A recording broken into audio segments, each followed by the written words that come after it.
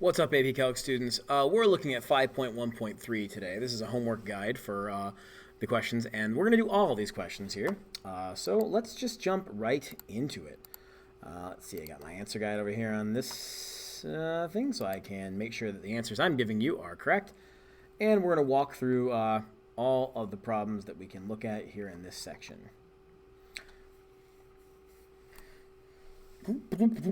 Okay, so what we got here is we have the graphs of f prime and g prime below, and we want to determine all the values of local minima, maxima, and points of inflection on this graph. So one of the things we're going to talk about in 5.1.3 is really how to find this information looking at these graphs.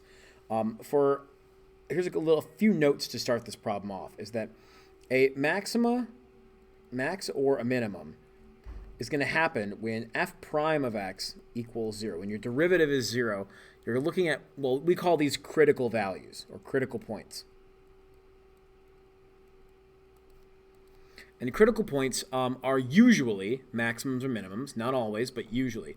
Now, if the derivative changes from negative to positive or from positive to negative, then it's a maximum or minimum. So we're looking for a change in sign.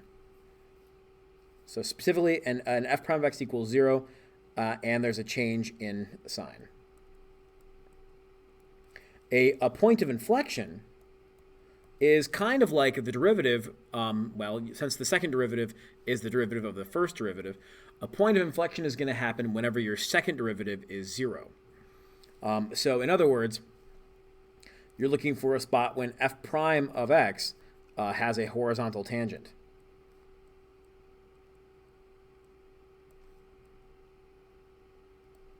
That's a spot when your derivative graph changes from increasing to decreasing or decreasing to increasing, which forces a horizontal tangent.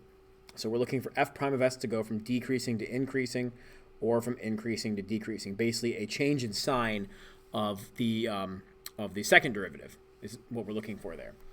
So let's see. We have in this particular graph, for f prime, I'm noticing that we are having a change in sign at -1 and at +1. So those are going to be your maximums and minimums. Of course, which one's which depends on which one's changing to what. So at -1, x equals -1.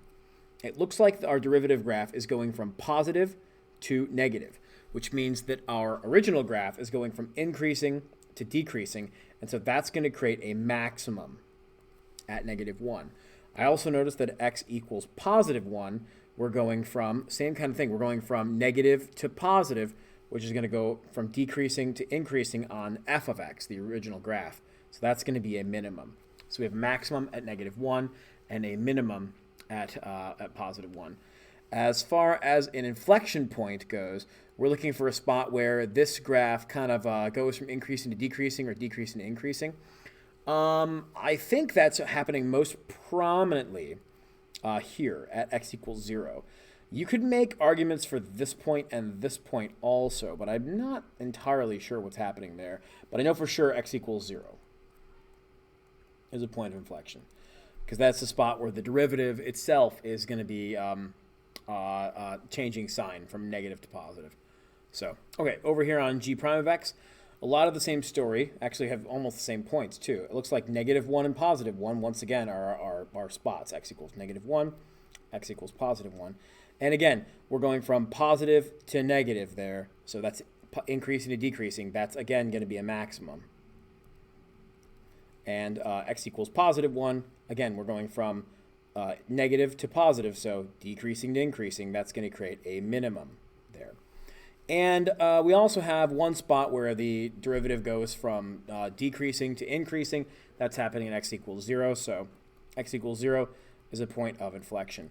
I think back here on f prime of x, I'm going to add that, I'm going to guess points of inflection at -3/4 and +3/4. I think those are also points of inflection on this graph too, because the derivative is going from decreasing to increasing and then from increasing to decreasing there too. But I don't know. That's probably not super important there. Those are just guesses. 526, we got mystery functions here. Examine the mystery functions described below. They're going to give us a little bit of information, and we got to use that to try to make the graph happen, describe the function at a certain point. So, for our first one, f has all the following properties. F double prime of 2 is less than 0. That's concave down, CC down. F double prime or f prime of 2 is 0. That's a horizontal tangent.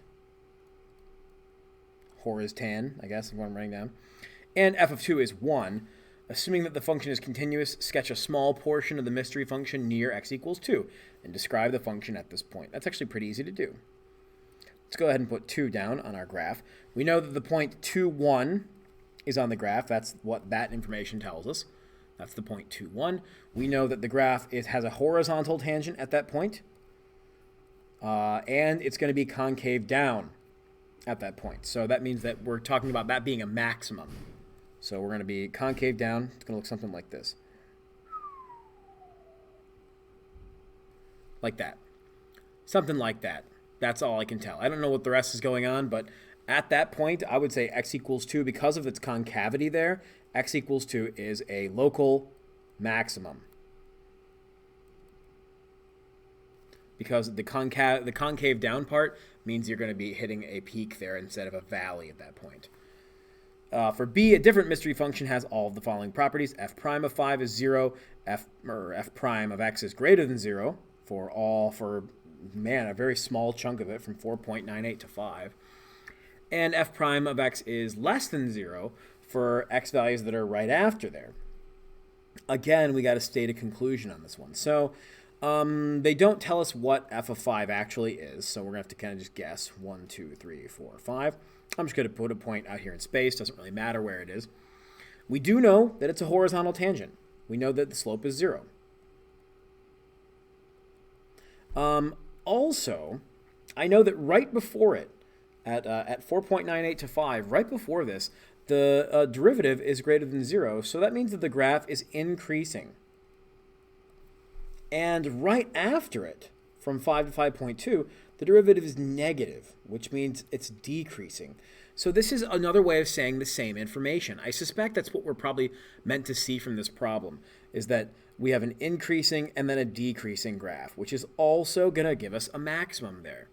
That's what we know. We know it's got to be a horizontal tangent at that point because f prime is equal to 0, but we know it's increasing right before and decreasing right after because of the derivatives. So stated conclusion, x equals 5 is, again, a local maximum. These are two really classic ways to show maximum. The first question has a concavity statement, and the second question gives you a derivative statement. But both of them are telling you that the graph is increasing and then decreasing at this point. You've got a maximum there. Let that really soak in. That's an important skill, but it takes some time to really let it set in. 527, review the math notes box in this lesson, and then we're going to talk about this function. I'm going to go ahead and program this function right into my calculator. Right now, I suggest you do the same. We got 1/4 x to the 4th power. I'm not zooming in calculator cam quite yet. I'm just setting it into y1 minus 10x squared plus 40.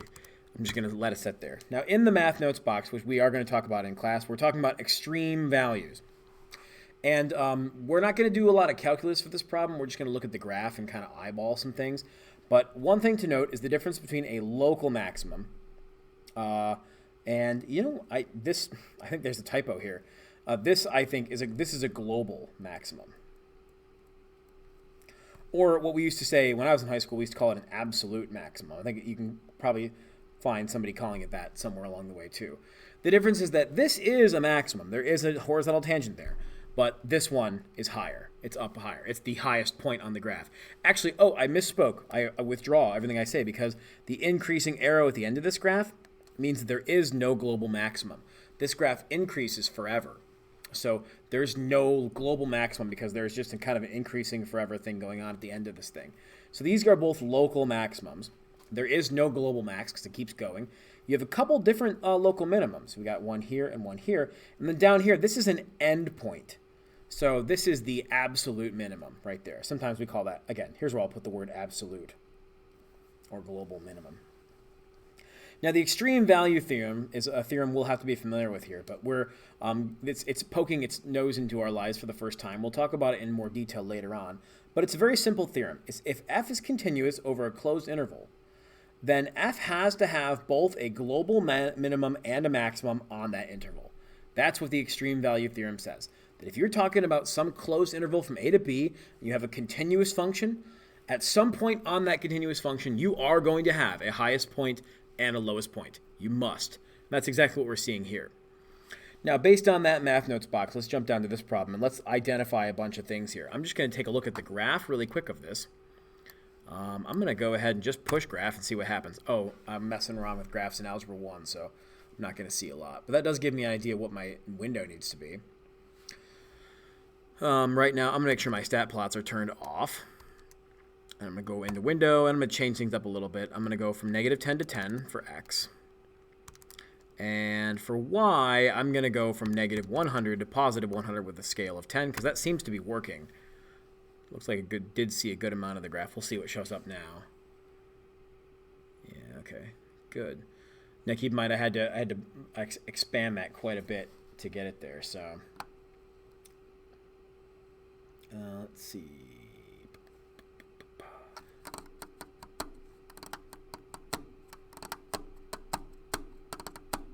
I'm just going to double check, make sure I type this in correctly. 1/4 x to the 4th plus 3x to the 3rd minus 10x squared plus 40.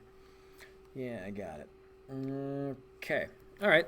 Well, as far as finding these things here, I see we have a local maximum going on right there. I'm going to grab the left bound and the right bound. It's pretty clearly 0, 40, which is fair. So I'm going to say that I'll write this down. I'm going to move the calculator cam out of the way here. The way we write these sentences is going to be kind of important too. For question A, we have a local max, of a local max of y equals 40 at x equals 0. Those are two different statements, by the way. Let me get that out of the way. I'm just going to move calculator cam down here for now. So what's happening there is that the maximum is 40, and it happens at x equals 0. The other one, we have local maximum. Am I zoomed too far out? I'm not seeing this one, Chief. I'm looking at the answer that the book has, and I'm not seeing it. I'm just going to double check really quick. Did I type? Oh, -1/4. There we go. Okay, good. That'll change things up considerably, I think. Let's see what this looks like. There we go. There we go. Oh, that's pretty good. I could probably change my window a little bit and get a better look at that thing too, I think. Yeah. I'm going to change the window a little bit. I'm going to go from, I think, -20 up to +50, the same scale of 10. That'll probably let us get a better look at the curvature of it, because I think there might be another maximum in there. There's your 40. There's a minimum. Oh, it increases again. There is a little bit of a hump there. That's an increasing range. Didn't quite see that. So let's grab those ones there. Let's look at the minimum that's right here.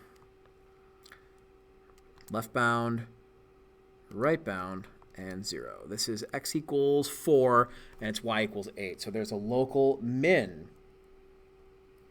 of y equals 8 at x equals 4. Pretty cool. And then there's one more on here, maximum.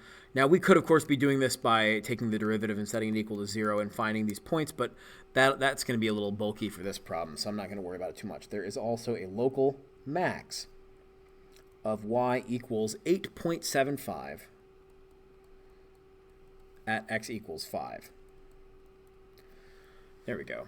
That's kind of what I like for question A. There's the local maxima and minima that I see. For the next question, identify the global maximum and global minimum.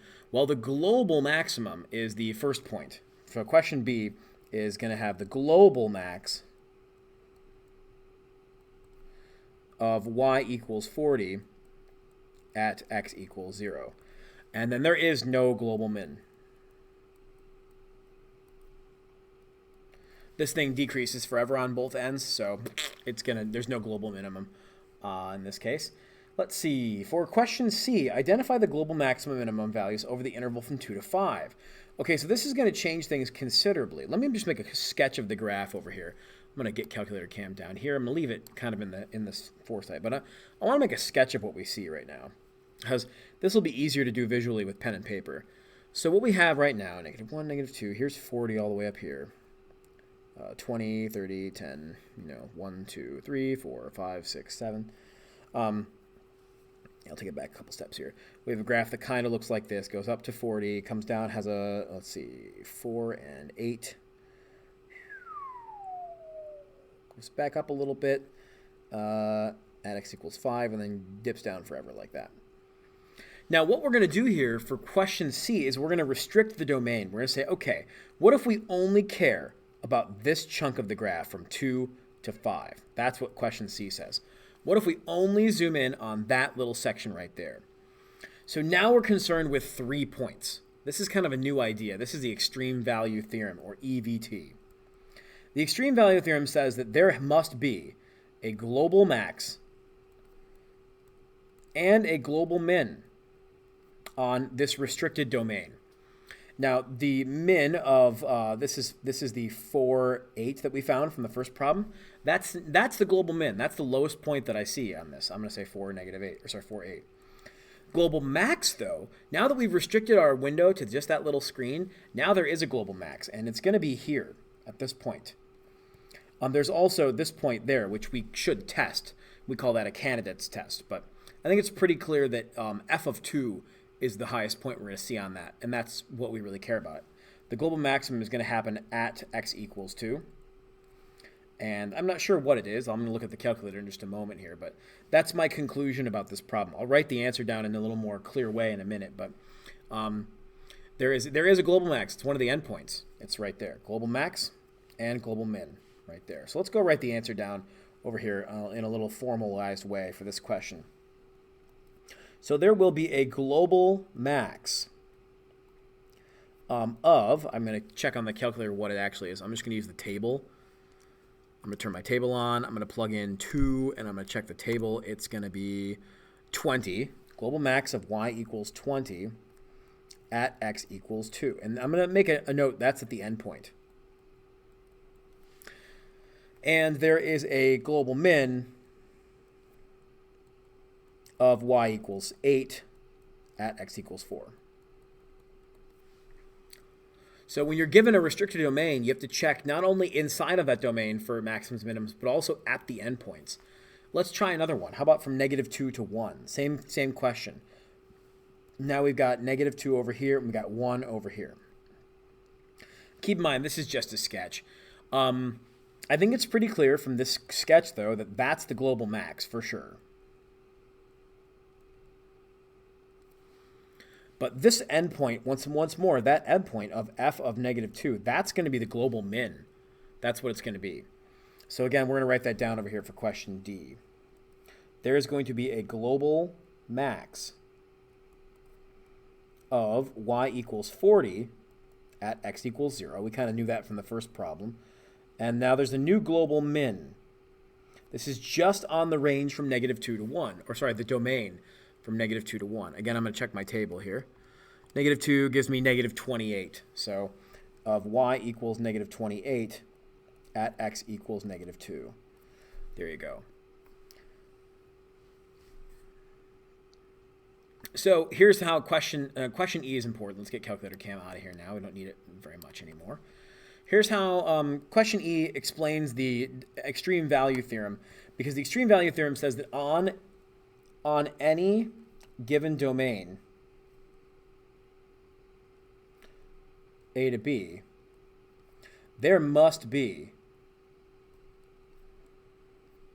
a global max and a global min.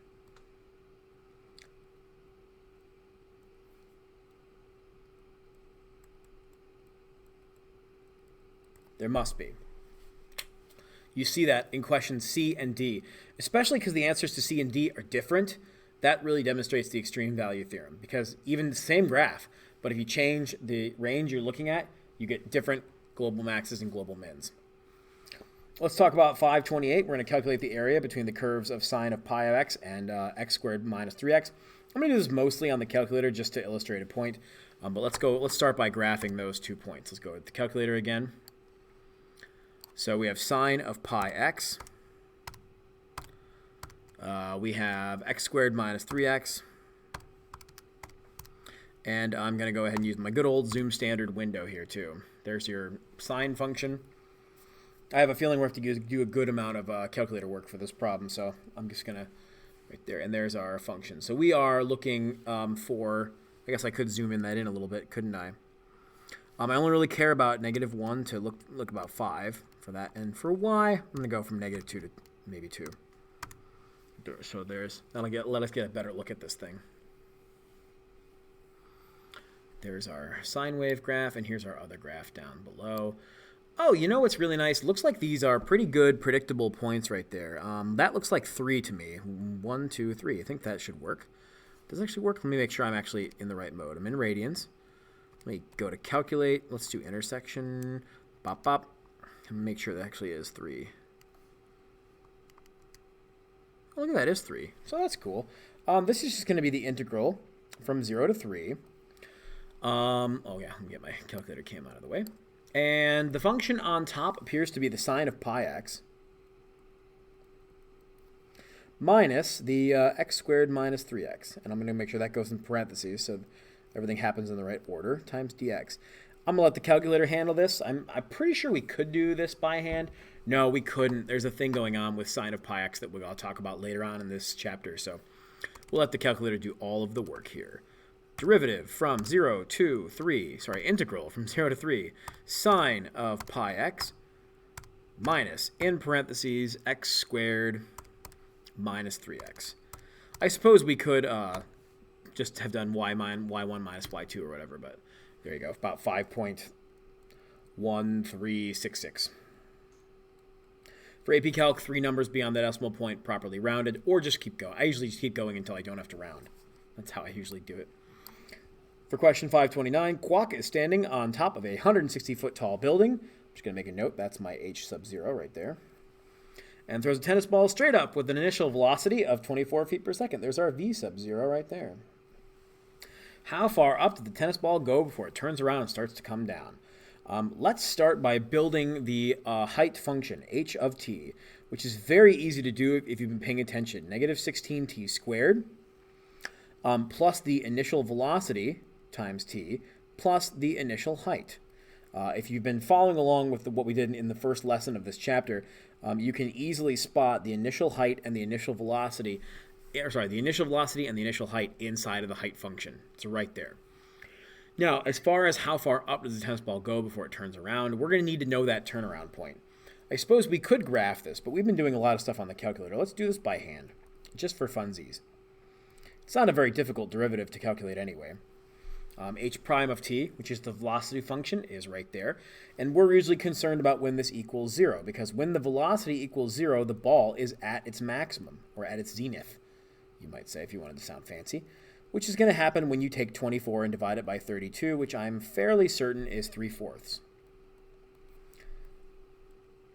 Now that tells you what time this happened at. It does not tell you the height. So for the height, we need to figure out h of t, or h of 3/4. And for that, I am going to use the calculator. I guess I lied a minute ago, so I am going to just chunk this number really quick.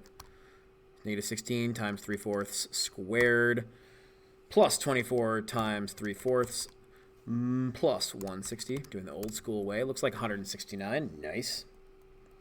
Now that actually doesn't tell us the answer to the question. That tells us how far up the ball is when it hits its maximum. For the actual maximum, we need to subtract off the 160 that it started at, and so it's traveled 9 feet up in the air, I suppose, is the answer to that question. So a little tricky there at the end, but that's the last part. It'd be 9. It wouldn't be 169 is how tied up it is. He must be standing on top of a building or something. As far as B, how fast is it going when it hits the ground below? Yeesh. This is, again, some more physics nonsense. First thing we need to know is when does it hit the ground? When is h of t equal to 0? That's the first thing we got to know. So that's a tricky question to answer. When is -16t squared plus 24t plus 160 equal to 0? Well, geez. Man, this is not going to be an easy one to solve. Maybe this is one I just asked the calculator really quick what it is, too. I feel like this has been a really calculator-heavy lesson. I always get nervous when that happens in calc because I don't want you too reliant on this machine, but, you know, I get it. The window is going to go from, I'm guessing it's probably not going to take more than 10 seconds. The window is, I'm going to go -10 to 170, so that way I'll see the whole thing. So that's what it's going to look like right about there. Yeah, see, it didn't take very long. Oh, it looks like 4 seconds. I'm just going to eyeball that. Looks good to me. T equals 4 is when that happens. I'm going to write that down. And, of course, we want to know what the velocity of 4 is, v of 4.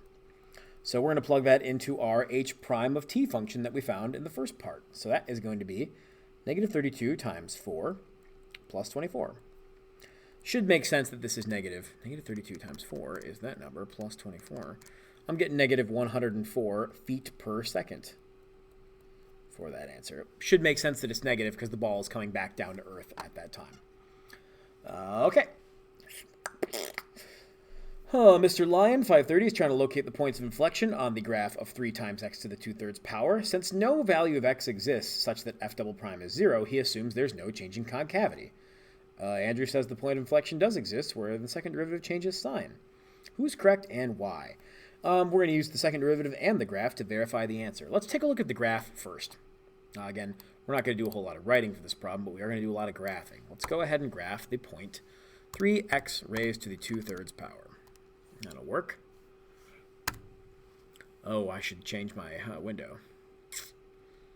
This one's turning out to be a little long, though, but that one extreme value theorem question got pretty long, so that's okay. I'm recording this on Friday afternoon after school. I'm going to the basketball game, so I'm hanging out in town for a while, so I'm just kind of keeping myself occupied. All right, so that's the graph that we're looking at for this function, and you can see that it does change concavity. I mean, who is right? Who is right? Who is right? Andrew totally is correct. Andrew is correct. There is a point of concavity. Sorry, a point of inflection. Or, no. I withdraw. Andrew is not correct. I think Mr. Lion is correct.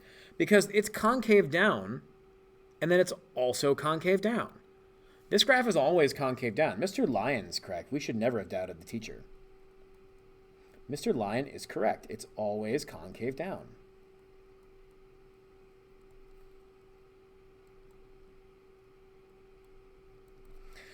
For that, let's analyze the second derivative graph, or second derivative function, just for a minute, too. This might take a little bit of time, but I know that f prime of x in this problem is going to be 2 times x to the -1/3 power. Just taking the derivative of that. And the second derivative, f double prime of x, will now be -2/3 times x to the -4/3 power. And if I simplify that and think about it for a little bit, that is -2 on top divided by 3 times x to the 4/3 power. Now, the trick to this problem is really the little 4 that's right there. That is an even exponent. The third root of a number could be the third root, but raising something to the 4th power afterwards will always make it positive. So here's the lesson. This is always positive. This is always negative. So no matter what, you're going to divide a negative number by a positive number, and the answer is always negative. So the second derivative is always negative, so it's always concave down. We saw that on the graph. CC down. This graph is always concave down, no matter what. Okay, cool. We're going to graph, 531, the more I think about it, we'll just look at it on the calculator. I don't care about this question very much. I was considering scrapping it anyway. So we're just going to take a look at it and answer it real fast. The absolute value function on your calculator lives in a number of different places. I find it in the number menu right there. X plus 1 plus the absolute value of x plus 2. We're just going to graph that real fast. For what values of x does y achieve its minimum value? What characteristic of this function makes the answer to the question unusual? Let's see. That's interesting. So it appears that the minimum value of x equals 1 is acquired from -2 to -1. So I'm going to say a minimum of y equals 1 at -2 to -1. I think is a fair way to answer this question. As far as why that happens, it's all, I mean, I don't really care. What does the book say, I wonder? Oh, I think I might have typed it in wrong. Oh, I did. It is -2. It should be from -1 to 2. I see. Okay, I withdraw. It's a maximum of y equals 3 from -1 to 2. Yeah, okay. Which fits, because now -1 is right there. That's the 0 there, and 2 is the 0 there. I suppose for any number in that range, if you plug it in, you get 3, no matter what. And then after that, the numbers start to increase. That's where the first part of it goes negative and the second part goes positive, so they balance out. I don't know. I don't have much more to say about this other than that's kind of a weird graph and looks pretty cool, so I'm over it. And finally, we got some integral problems, and we're going to consider multiple tools. You're going to see a set of problems like this on pretty much every homework set because it's good to keep practicing these integrals. Let's start with the first one for A. I'm pretty sure we could do this one by hand. I don't know. This video is almost over 30 minutes. This is already 30 minutes long, so I'm going to go ahead and do it anyway because I'm here and I'm making this video, so why not? Integral from 1 to 4 of, I have to expand this out, 4x squared plus 4x plus 1. So this would be the antiderivative, which would be 4/3 x to the third plus 2x squared plus x, evaluated from 4 to 1. You know, at this stage, I'm kind of over it from this problem, so I'm going to go ahead and just go to the calculator. The integral from 1 to 4 of 2x plus 1. Oops. And then all of that squared dx. So no shame in going to the calc for that one, I think. It's been a long lesson, a long day. As far as negative pi to pi of x cosine x goes, this one's actually pretty easy to do if you know your trig functions. Let's just draw a graph of it real quick. Or it could help look at the calculator's graph of it. Let's see. Let's do that real quick. X cosine of x. And we'll go on the window from -1 to 1. That'll help us see it too. Or sorry, negative pi to pi. Negative pi to pi. Let's go ahead and graph that. What you're going to see is the same area on both sides. So this positive area is going to balance out this negative area. And then this positive and negative area is also going to balance out. We actually don't have the tools in our chest to evaluate this manually right now. So the graph or the calculator is the only way we can do that one. Same thing is true about C. We have no way of evaluating that integral. So, oh, no, yes we do. The C is stupid easy if you look at it for more than 5 seconds forward. First of all, if you factor a 2 out of that thing, you get 2 times sine squared plus cosine squared, which is the only trig identity you should ever bother memorizing. That's just equal to 1. So this is the integral of 2 dx, which is 2x plus c. That's all I have to say about that problem. And then, you know, oh, d is nice because it's an indefinite integral, so we can at least just take the integral and call it a day. This is going to be, let's see, t to the third power over 6. Yeah, because 3 over 6 will give you the 1/2 that you need, minus t to the third. Ooh, that is t to the negative second power, so I'm going to go t to the negative first power. Change this to a plus and put a 2 in front. That will change it to a -2 and then put a plus c there. That will do the trick, I think, rather nicely. Woof. That was a longer one than I wanted it to be, but really there's a lesson that we should really talk about in 527. I suspect we'll end up doing this problem together in class anyway on Monday, so that's a big idea. And there's a lot more practice to do with this kind of problem too. So anyway, thanks for watching this video. You guys are great and awesome, and honestly, I can't wait to see you every class, and I'm excited to have you in class. I'm so happy you've made it this far, and I'll see you in the next video.